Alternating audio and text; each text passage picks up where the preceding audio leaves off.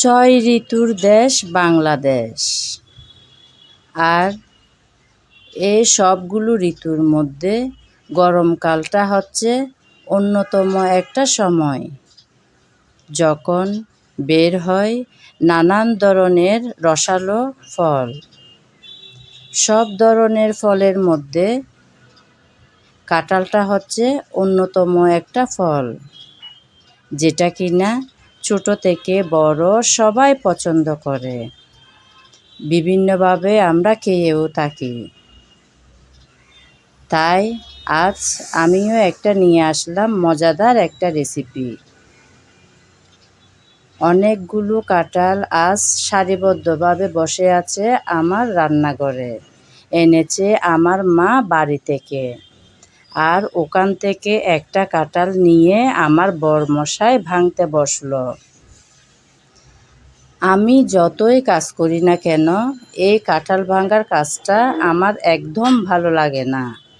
আর সেই কাজটাই আমার বরমশাই করে দেয়। সেজন্য আমার বরমশাইকে অসংখ্য ধন্যবাদ। আমরা এখন সবাই মিলে একসাথে কাঁঠাল খাবো। আর এখান থেকে কয়েকটা কোয়া তুলে রাখবো আজকের এই সুন্দর মজার রেসিপিটার জন্য। কাঁঠাল খাওয়ার পর কিছুটা কাঁঠালের এরকম কোয়া আমি রেখে দিয়েছিলাম আজকের এই মজার রেসিপিটা বানাবো বলে। সেই কাঁঠালের কোয়াগুলো এখন আমি একটা বাটিতে তুলে নিলাম। একে একে সবগুলো কাঁঠালের কোয়া নিয়ে নিলাম। এখন এই কাঁঠালের কোয়া থেকে মাঝখান থেকে আমি এভাবে বিচিগুলো সব বের করে নেব।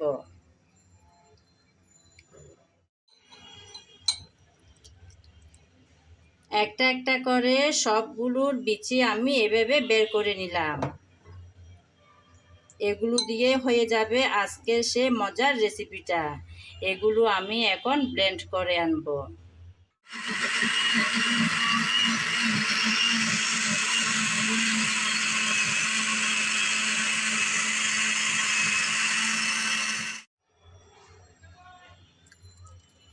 ব্লেন্ড করা কাঁঠাল আমি আবার সেই পাত্রের মধ্যে ঢেলে নিলাম। কাঁঠাল তো ব্লেন্ড করে নিলাম। এখন এই ব্লেন্ড করা কাঁঠালের উপর দিয়ে দেব আমি ময়দা।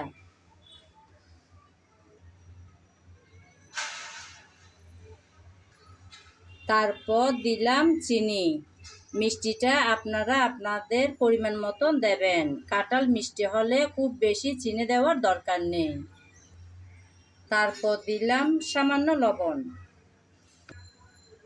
তারপর বেকিং পাউডার। এখন সবগুলো উপকরণ আমি হাতের সাহায্যে ভালোভাবে মেখে নেব। আপনারা চাইলে চামচের সাহায্যেও এই কাজটি করতে পারেন। সব উপকরণ আমি একসাথে ভালোভাবে হাত দিয়ে মেখে নিলাম। এই পিঠার মধ্যে আমি নারকেল দেব।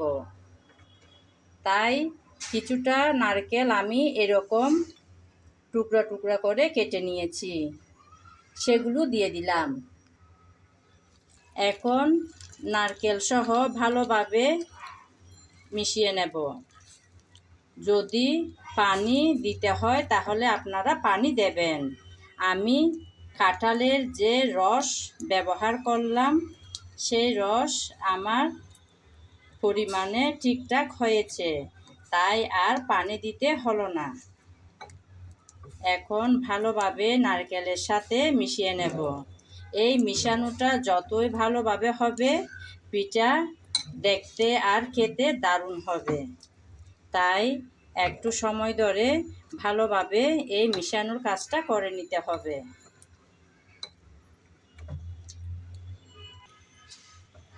ভালোভাবে আমি মেখে নিলাম। এখন চলে যাব রান্নায়। রেসিপিটা বানাবো বলে চুলায় আমি একটা প্যান বসিয়ে তাতে দিয়ে দিলাম কিছুটা পরিমাণ তেল।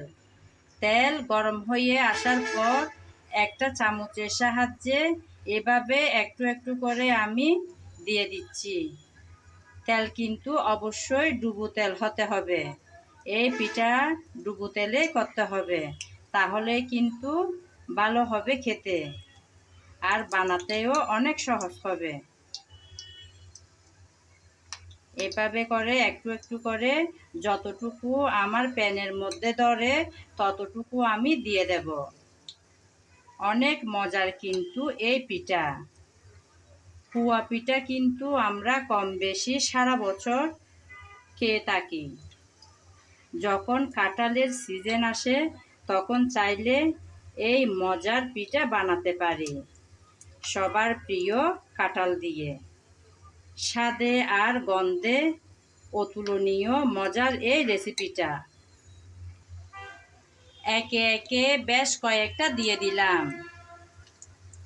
কয়েকটা কালার চলে আসছে, সেগুলো আমি একটা শাসলিকের কাঠি দিয়ে খুব সহজেই এভাবে উল্টিয়ে দিচ্ছি। যখন একটা সাইড ভালোভাবে হয়ে যাবে তখন এমনি এমনি নিজে থেকে এই পিঠা ভেসে উঠবে। ভেসে উঠলে বুঝে নিতে হবে একটা সাইড ভালোভাবে হয়ে গেল। তবে কালারটা আপনারা কীরকম রাখবেন সেটা আপনাদের উপর নির্ভর করবে। কেউ একটু ব্রাউন কালার করতে চায়, কেউ একটু লালচে করে করতে চায়। যে যেভাবে খেতে চায় সেভাবে করে ভেজে নিলেই রেডি হয়ে যাবে। আমি উল্টিয়ে দেওয়ার পর একটু নেড়ে চেড়ে সামান্য কালার আনার জন্য অপেক্ষা করছি।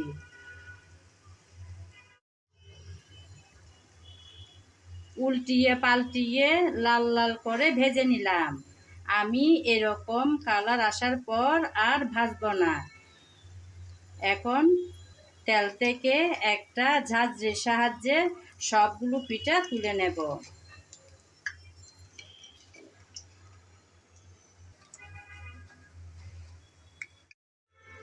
একে একে সবগুলো তুলে নিলাম। এইভাবে করে সবগুলো পিঠা বানিয়ে তারপর ফিরে আসবো আপনাদের মাঝে। ততক্ষণ বন্ধুরা আপনারা আমার সঙ্গে থাকুন।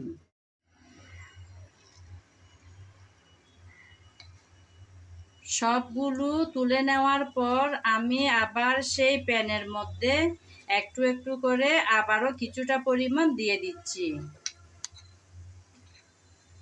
কাঁঠাল থাকতে থাকতেই চটজলদি এই পিঠা বানিয়ে ট্রাই করে দেখতে পারেন বন্ধুরা। আমি কিন্তু গ্যারান্টি দিয়ে বলছি ভীষণ ভালো হয় খেতে। শুধু বড়দের নয়, ছোটরাও কিন্তু বড়দের পাশাপাশি চেয়ে খাবে, এতটাই খেতে ভালো হয়। আমি আবারও বেশ কিছুটা পরিমাণ দিয়ে দিলাম। অপেক্ষা করব যাতে একটা সাইড ভালোভাবে কালার চলে আসে। উল্টিয়ে পাল্টিয়ে এখনের যে গুলা আমি বানানোর জন্য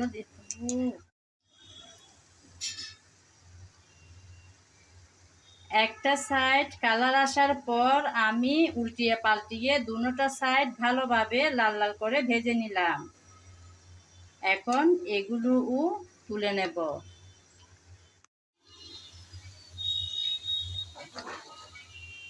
একদম রেডি। দেখলেন তো বন্ধুরা কত সুন্দর দেখতে হয়েছে।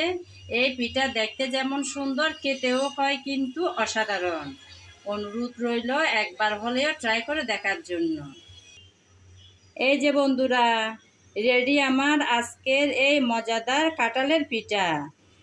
কত সহজ আর সুন্দর একটা রেসিপি। সামান্য কিছু উপকরণ দিয়েই অল্প সময়ে রেডি করে নেওয়া যায়। তাই আমিও বানিয়ে নিলাম খুব অল্প সময়ে। আপনারা তো দেখেছেন নিশ্চয়ই কি কি দিয়েছি। একদম ঘরে থাকা সামান্য কিছু উপকরণ, একদম রেডি। এবার খাওয়ার পালা। আমার এই রেসিপি বানানোর সময় যারা আমার সঙ্গে ছিলেন, আমার ভিডিও জুড়ে ছিলেন, তাদেরকে জানাই অসংখ্য অসংখ্য ভালোবাসা। আগামী ভিডিও দেখার আমন্ত্রণ জানিয়ে আজ এখানেই বিদায় নিলাম। সবাই ভালো থাকবেন, সুস্থ থাকবেন আর নিরাপদে থাকবেন।